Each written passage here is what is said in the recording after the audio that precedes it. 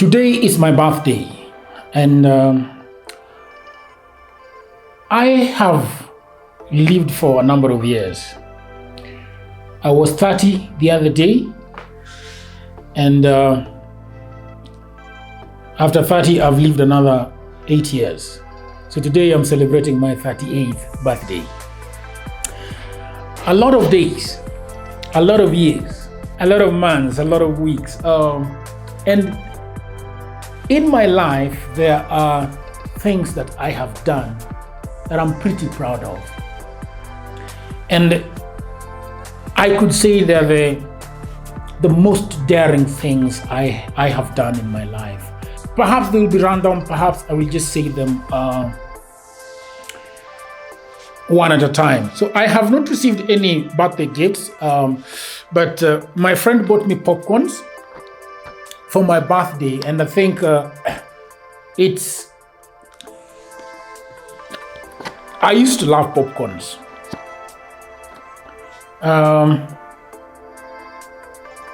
So I just want to eat it as I talk, The first daring thing that I did in life is going to college. Now, I finished high school in 2001, and my father died shortly after that. Before he died, he wanted me to be a teacher. It was easier being a teacher. I would go to Asumbi Teachers College or Kilimambogo or wherever and do something and then come back and teach. When my father died, and I didn't want to be a teacher. I think teaching is cool, but I didn't want to be a teacher. I wanted something else. When my father died, she left my mother with about 30,000. And my mother actually ate 5,000, and 25,000 she put for me in post bank to go to college with. But what could 30,000 do? I wanted to do journalism and communication. And so the only place I could do it is in Nairobi. I had relatives in Nairobi, but Nairobi is a strange city. And sometimes relatives don't just welcome you in Nairobi. I believe you know the story of how difficult it is to come to Nairobi and live with someone. But my uncle was in Nairobi, and I wanted to go and stay with him, but I couldn't tell him because I feared he would say no. I did not have school fees to join college. 25,000 could not even pay for my first term. I did not have any money, but I said to God and I prayed to God that, I want to go to Nairobi and be in college. So I remember with about 18,000 Kenyan shillings, I called the brother to my uncle who was living and told him that, hey, I am coming to Nairobi to join college. He thought that I'd already talked with his brother who was the owner of the house. So he said, fine, cool, come. And I got into an Akamba bus and prayed to God and told God, I'm going to Nairobi, I'm going to start my college. Please, let me not live in the streets. So I boarded. I remember the bus, Akamba bus, was not having the window where I was seated, there was no window. And when we reached Naivasha, it was raining. Not really raining, but it was a bit of a drizzle. We came all the way to Nairobi in the drizzle. It was still drizzling when I came to Nairobi. I jumped out of the bus. I called my uncle's brother. He was in a high school in Nairobi city. And then I asked him, I've landed, blah, blah, blah. And he asked me where I was. And he came and collected me. We went to his brother's house. His brother was out on a business trip. And when he came, he did not ask me why I never discussed with him coming to his house and staying in his house. I went to Nairobi Aviation School, started my mass communication and journalism. I had a lot of problems at Nairobi Aviation School because I didn't have fare, I didn't have lunch money, I didn't have school fees, and I survived. It's a story that I would like to tell another day, how I survived going to college and finishing. But the most daring thing I did was leaving the village and traveling to the city and joining college. And after 3 years, I finished college through the grace of God. And for that, I thought was very daring.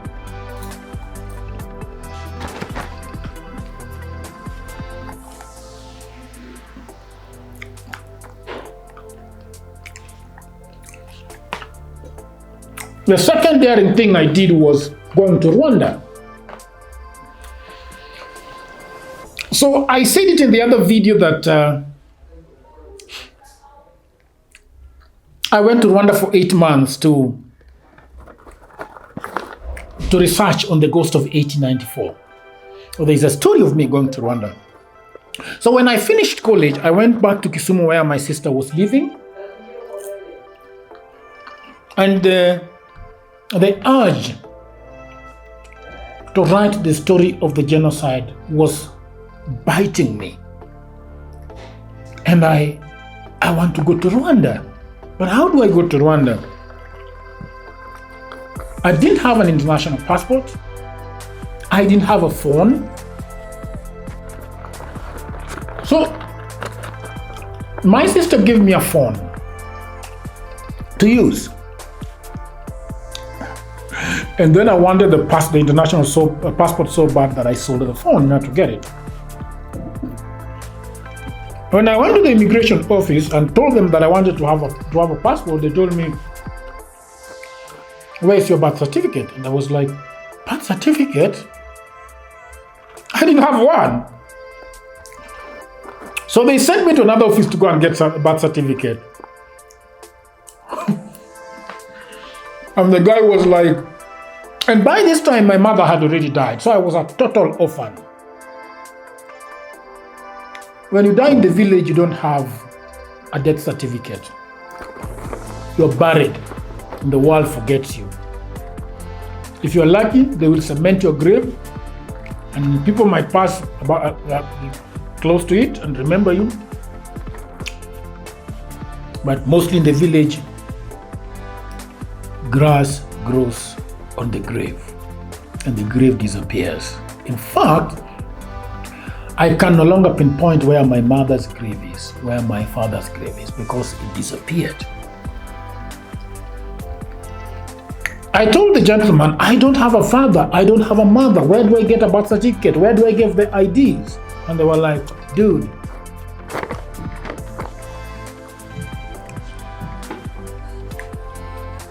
we need a birth certificate.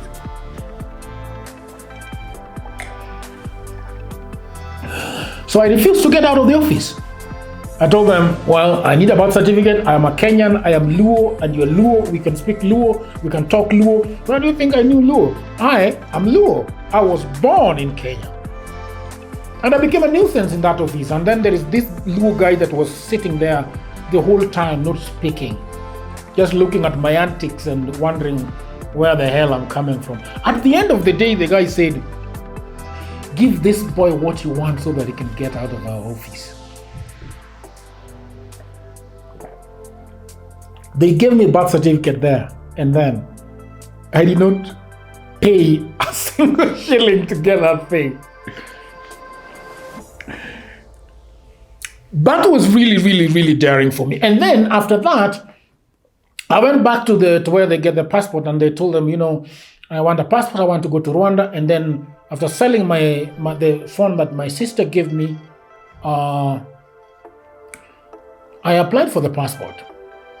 After applying for the passport, I went and told my sister that I want to go to Rwanda and I need 12,000. And my sister gave me 12,000. And so, armed with 12,000, a new, spanking new passport, I boarded a bus to Kampala. The only country that I'd gone to before that was Uganda to look for college, which backfired. So I boarded a bus into Kampala. The same day, I boarded a bus to Rwanda.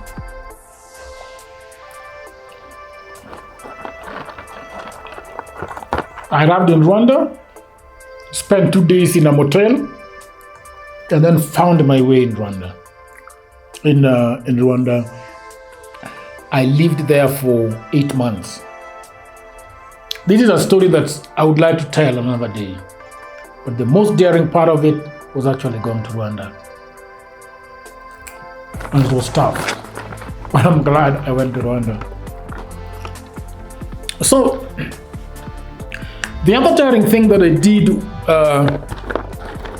is self-publishing my first novel, my second novel, and my third novel.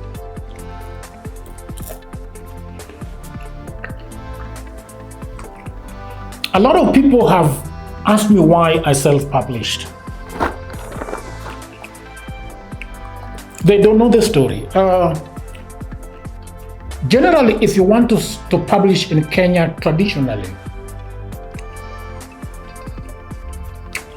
you have to send your book to a publisher, what you call a manuscript, to a publisher. They might sit on it and not reply. And it happens a lot with Kenyan publishers. They might read it after 6 months and tell you that we like your story. And then wait for another year for them to get back to you. Should they publish your book, which is in this case would be creative or fiction, in my case it would be creative or fiction, not much is sold. But for me, it was actually not getting somebody who was interested in my work. And I decided, well, I can self-publish. So the first time I published my book called True Citizen, and one of the things that I've learned in life is looking for help from people. In my entire life, a lot of people have helped me. And for that, on my birthday, I am greatly thankful to the people that have surrounded me with help. When I was contemplating publishing my book, I was hosted by Power 254. And there's a gentleman who I have to give a shout out to, Boniface Mwangi, the activist that people think is not very good-hearted. I have first-hand information of how good Boniface Mwangi can be. Boniface Mwangi literally held my hands through my self-publishing journey. I went to Boni's office and told him that, Boniface, I want to self-publish. And he told me, what do you need? And I told him that I don't have money to publish. I don't have money to print. He told me, how far is your book? Has the book been edited? Luckily, I had sent my book to America to an editor to edit the book. And I told Bonnie that the book has been edited. Then we had Mwanga at Power 254, who was a very good graphic designer. He's still a very good graphic designer. I told him that Mwanga has agreed to do the layout of the book. He's agreed to do the cover of the book, True Citizen. So Boniface Mwangi gave me 80,000 to print the book. And Boniface Mwangi did not stop there. I mean, he told me that once your book is printed, Power 254 will take care of launching the book and trying to help you sell the book. He even told me that he would organize with his friends on TV and on newspapers to interview me and things like that. But at the back of my mind, I was like, you can just self-publish a book. Who's going to read the book? Who's going to buy the book? Who's going to appreciate the book? Who's going to, talk about the book? But I dared myself, and I told myself that, I was born once. I am an orphan. I do not have a lot of people around me. I will do what I can. So the book was edited. The book was Mwanga laid the book. Mwanga did the cover, and the book was ready. It was printed. Power 254 organized the launch. They bought the food during the launch, and it was a very nice ceremony. Looking back at the launch of True Citizen, it was great. I was blown away by the love that people gave me during that launch. I mean, all my friends came. The hall was actually full. And seated there, center stage, talking about the book and answering questions from people that had already read the book. It was amazing. And, whatever you want to do, if you have a dream, that dream can come true. But that was a daring one. The other daring thing that I did was, the background is I have never been employed in my entire career of media, journalism, and all these things that I have done. But there is one time I was employed, when I had just been given a contract, and I left the job after 30 minutes. So it's this time that I was really, really broke.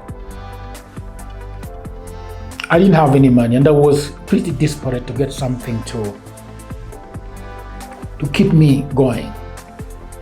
And then a friend of mine told me that there is some Zungu in town who had started this writing gig. I think he had set up the company, but all his clients were in America or something. So he wanted writers, and somebody told me that he wanted writers. I applied. He wanted 2 samples that I wrote really well and sent to him. And he accepted me immediately. During that time, I was doing a lot of poetry shows. I was doing a lot of gigs, and I was meeting a lot of people. I was all over the place. I remember meeting people like Richie Marx. I was meeting people like Eric Otieno, people in the art industry, Mufasa, name all of them. So I went to take this job around 8 in the morning. So from Kawangware, I went to town, and this guy was in this building in town. Gosh, do I remember the name of that building? And he gave me a desk. He showed me a desk where I was going to sit, where I was going to work. 30 minutes into the job, around 10 a.m., I realized that, gosh, I was supposed to meet somebody at Lyons. So I told this gentleman that I am going to see somebody at Lyons, and I'll be back. It was a meeting that we had planned before, and blah, blah, blah. And it was not fair for me to let him down. I took my computer. He asked me why I'm going with my computer. I told him that, I'm going to show this guy whatever is in my computer. Actually, I was not planning on leaving, to be honest. So I packed my computer and went and met this guy. I don't remember who this guy was actually. One of these creatives. And when I met him, he told me that there is a gig that we're supposed to do. I think it was a poetry gig. And he was supposed to meet somebody again at 12, somebody that was related to the project that we're going to do. And I was like, but I have a job now. I can't be here at 12.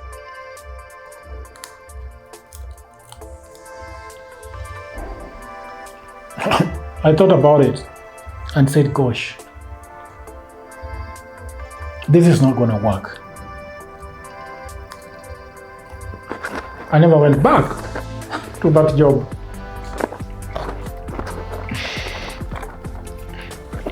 We laughed at Alliance. At 12, we met this other guy. We enjoyed ourselves, and then at 3, we met another guy. We enjoyed the day and we laughed. And I went back home jobless. I have never been employed since then. The other daring thing that I did was marrying. And not just marrying, but marrying at the AG, at the Attorney General Chambers. Now somebody might ask, how is that daring? Well, let me tell you, it was very, very daring for me. I was brought up in the church. I was born again in the year 1996. And from that day on, I've always been, let's say, an altar boy. My life has revolved around the church. And even when we were being told about being, taking care of yourself, not masturbating, not doing all these things, we were told that a time is coming that you're going to be hosted in church in a grand wedding. There are going to be flowers. There are going to be people singing. But above everything, there's going to be a man of God laying hands on you and blessing your marriage. That is how I was brought up. And I looked forward to this day of getting married in church with all the worshipers around, with the priests around, with members of the congregation around. After getting married to the church, then we would go to a reception, a big reception, and people would sing and people would dance and people would be coming from the village, and it would be beautiful. So when I got a woman that I wanted to marry, I didn't have the money. I had the alternative of setting up Harambes and fundraisers and WhatsApp groups and blah, blah, blah to, get married. But I was like, I don't want to do it. I just don't want to do it. So I told my girlfriend that I want to get married at the AG. I told my pastors and I told my friends in the church, the congregants. At that time, I was in BSF, Bible Study Fellowship, and nothing expected of you but having a good church wedding. But by that time, I already had a lot of issues with finances and things like that. So I told God, but this time around, I'm not going to do it. I want to go to the AG, I want to legally get married, and I want to live with my wife. And there was a backlash. A lot of people were like, how do you not do a wedding in church? How do you not do it? Do a wedding in church. Give us a church wedding. And I said, no, I'm not going to do a church wedding. So I went to my pastor and told him that I was requesting you that after the AG, please come and put your hands on my head and bless my marriage. And Mr. Francis Owando, my youth pastor at the time, at least that I recognize, agreed. And he came. We had a session at the Attorney General's, and then in the evening we came together as friends for dinner, and my pastor, did the vows for us there, and that is how I got married, and I dared myself, and I did it. The last dare that I did was starting CMS Africa, but starting CMS Africa Summit, the event. I had always wanted to do a huge event, an international event, and it was difficult. So there's a company called Automatic that I really admired. They're the owners of WordPress, and I'd used WordPress for a long time, and I wanted to have a huge event. So I told Seren, my friend, and I told Aswani that we are going to do a big event. It's going to be called CMS Africa Summit. It's going to get to have international guests. It's going to have, a grand opening, a grand launch, and things like that. So, but I didn't have the money. That year, in November, I was given sponsorship to go to Joomla World Conference in America at Harvard University. And I knew that the founder of WordPress was going to be there. And I wanted to meet him and talk to him about this event that I am starting. So I went there, America, and met him. And he gave me a card and told me to write to him if I wanted something. I came back to Kenya. I wrote to him, but he never replied. While waiting for his reply, I went to Strathmore University and told them that, I want to do a huge event. And they're like, who are you? And I'm like, I'm a web designer. I am a writer. And they say, well, our hall is there. We charge $200,000 per day. And I told them I don't have the money. I want it for free. And they gave it to me for free. After a few days, I got an email from a lady called Rebecca. When the founder of WordPress got my email, he did not reply to me, but he forwarded the email to the marketing exec in Australia. And she reached out to me and told me that, I hear you got an event and blah, blah, blah. We can come on board. And that first event, they gave us money to do the event, CMS Africa Summit. The first CMS Africa Summit that we ever had in Nairobi was sponsored by an American company and by Strathmore. And I thought that it is something that I cannot do, but we did a huge event at Strathmore University. CMS Africa, we did it again at the Catholic University of Eastern Africa. Then after that, I dared that we go out of Kenya. We went to Kampala, we did it. After Kampala, we went to Abuja, Nigeria, and we did it. After Abuja, Nigeria, we went to Kigali, Rwanda, and did it. After Kigali, Rwanda, we went to Cape Town, South Africa, and we did it. And so today, as my birthday, I just want to tell you that if you dare to do something, if you want to do something, you can do it. Because I tried. There are several things that I still want to dare and do. I am going to do it, and you can also do them. Bye. Cheers.